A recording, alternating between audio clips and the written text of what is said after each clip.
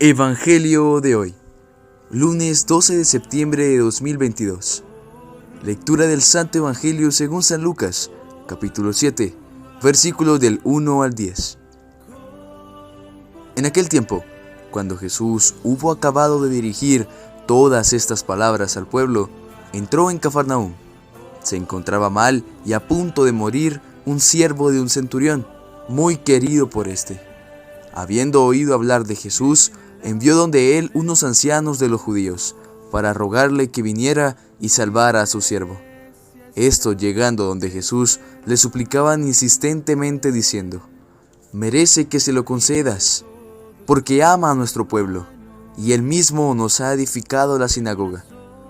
Jesús iba con ellos, y estando ya no lejos de la casa, envió el centurión a unos amigos a decirle: «Señor, no te molestes, porque no soy digno de que entres bajo mi techo. Por eso ni siquiera me consideré digno de salir a tu encuentro. Mándalo de palabra, y quede sano mi criado. Porque también yo, que soy un subalterno, tengo soldados a mis órdenes, y digo a este vete y va, y a otro ven y viene, y a mi siervo haz esto y lo hace». Al oír esto, Jesús quedó admirado de él, y volviéndose dijo a la muchedumbre que le seguía: «Os digo que ni en Israel he encontrado una fe tan grande». Cuando los enviados volvieron a la casa, hallaron al siervo sano. Palabra del Señor.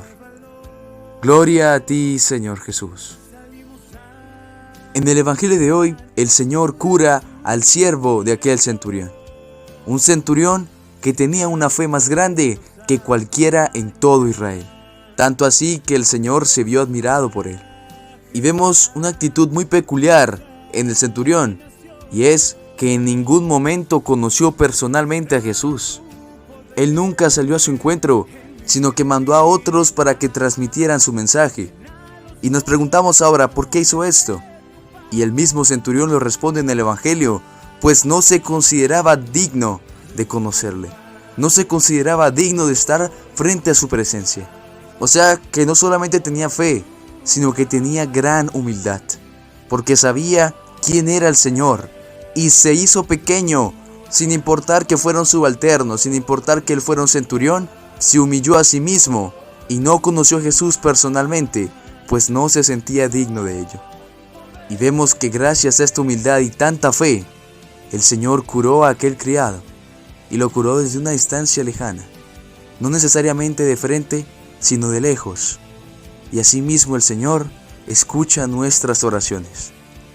Muchas veces creemos que Dios está lejos y que a veces no escucha nuestras oraciones.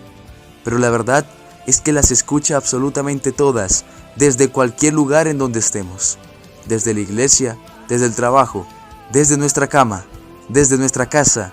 En cualquier lugar podemos orar al Señor y Él nos escuchará. Ahora, no debemos esperar la respuesta que nosotros queremos. Muchas veces el Señor dice no, otras veces el Señor dice sí, otras veces el Señor no habla, se queda en silencio. Y es aquí cuando creemos que no nos escuchó, que simplemente ignoró nuestra oración.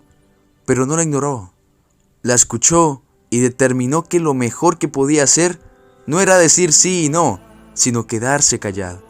Porque muchas veces el silencio es mejor que una respuesta. No lo entendemos nosotros, pues siempre esperamos una respuesta en este mundo.